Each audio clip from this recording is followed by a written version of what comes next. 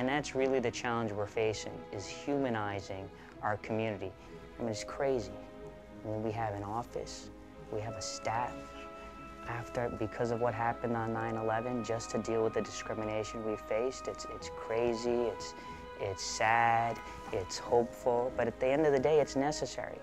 After 9/11, I was in New York. I'm one of the few attorneys who was doing anything having to do with human rights, civil rights. At 7:30, we got a call that Utter Singh Bhatia, an elderly gentleman, had been beaten up with baseball bats coming out of the Gurdwara. All the Sikh organizations in New York. Next day, we decided to put out a press release saying, you know, please do something, somebody. And we're suffering hate crimes. By then, we found out the Gurdwara in Cleveland had a beer bottle thrown with beer in it. Somebody had been beat up in California. We were desperate, so I would basically roll out of bed. I had a TV, I had computer, telephone. I would call people who had reported hate crimes. We'd set up a website the next day. So September 12th, 2001, we set up an online database for people to report hate crimes. Within a week, we had more than 80 reports on the website. We just had a core group of volunteers who are very passionate and really made this their second job.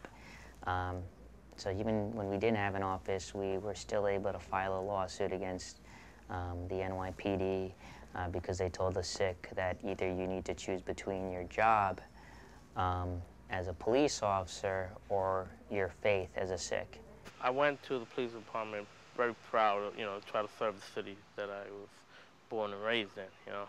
They swore us in as civil service people. They had taken my picture and they issued IDs. And I was wearing my turban at the time, and they had no problem with that up to the time that I started with the training academy.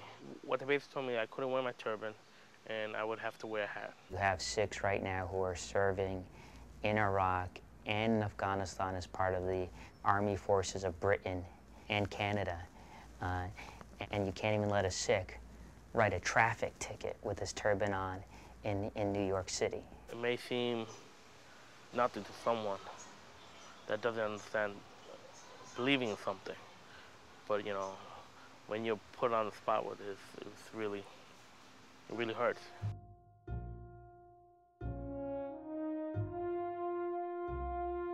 Despite the fact that we had the petition from 6,000 New Yorkers to the mayor, despite the fact that Newsday, a major newspaper here in the city, had written an editorial in our favor, despite the fact that we had a whole score of media articles saying that this policy of the city is unfair, we couldn't even get a meeting with the mayor. We couldn't even get a meeting with the police commissioner. And it really was a wake-up call. It said, you know, as a community right now, we don't mean anything to anyone. Again, we might be in America, but we're not part of America. That lawsuit lasted, it was 2.5 years of litigation. Kevin Harrington's case, the MTA, the lawsuit against the MTA, Kevin Harrington served as a train operator at the number 4 line, one of the busiest lines in New York City, for 20 years with his turban on.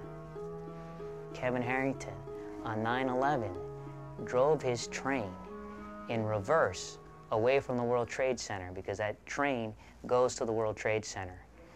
Because there was an emergency stopping system because the towers had been attacked, he kept having to turn his train on, go a few feet, it would go off automatically, he would turn it on, go a few feet. The whole tunnel was like full of all this white smoke, and I didn't know what was going on because the transit authority didn't tell us what was going on. He opened the doors manually, led the passengers out to safety, and received a commendation from the MTA, the transit agency here, for being a hero of 9/11. Because I drive the same train every day. Even now, women will get on my train and give me a kiss and say, he saved my life on 9/11. And then a few months later, he's told, thank you, but you have to remove your turban if you want to continue to be part of this agency after 20 years. The superintendent of the number 4 line called me down, and he basically told me that because I wore a turban, I wasn't allowed to work where the public could see me. That I had to go work in the yard because I wasn't wearing the company hat. Nobody wears the hat. They wear baseball hats, they wear do-rags, they wear berets, they wear everything but the company hat. You know, in terms of the cases we've prioritized, they've been against large government agencies, the NYPD, the MTA. And the reason is is that if government can discriminate, if government can fire people from their jobs, not because of their qualification, but because of the way they look, then what kind of message does it send to private employers? I had no choice but to fight the transit authority on this, because Sikhs are not allowed to be cowards, and we're not allowed to tolerate tyrants, even little tyrants.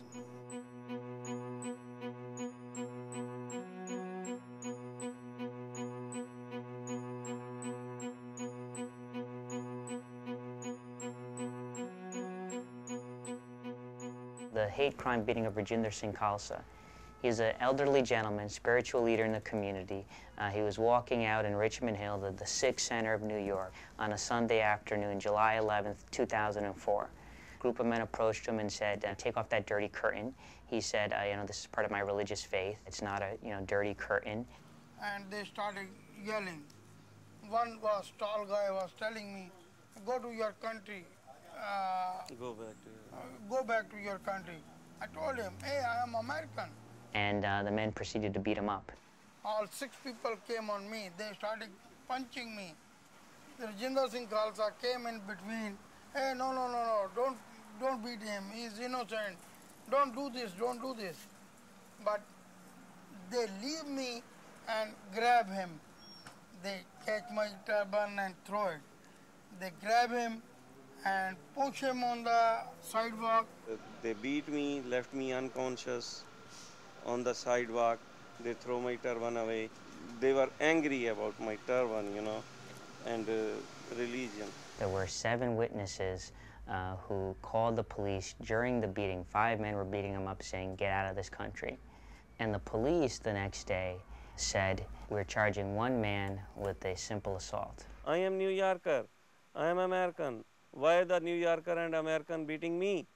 Only because I have turban? The community, by that time, 3 years after 9/11, had suffered so many hate crimes without 1 person being charged for any crime in 3 years that the community just boiled over in rage. The next day, we had over 100 people on 5 hours' notice march to the police station and demand that the police find the 5 perpetrators and that they be charged with hate crimes. And it was only because of that literally spontaneous protest from the community that the mayor commented on the case, the police commissioner commented on the case, and a week later they said we're reopening the investigation, and a week later they had 5 people who were charged with hate crimes who are being tried now. The history of this country has been that new immigrant communities that come to this country and feel the brunt of discrimination. And in New York that means Irish, that means Italian, and now it means South Asian. When those communities organize and step up and say, no, we are part of this country and we deserve the same rights as everyone else, the country usually responds in a positive way. And that makes me hopeful. It's the greatest city in the world. I felt like it was my home. And after this discrimination and everything, you'll think that you're not, human,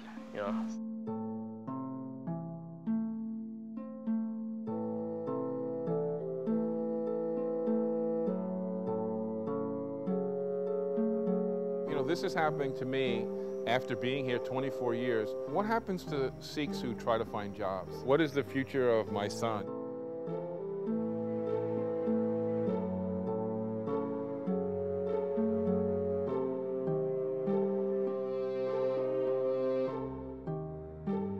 It's very bad experience, very bad. Still I feel pain and taking the medicine.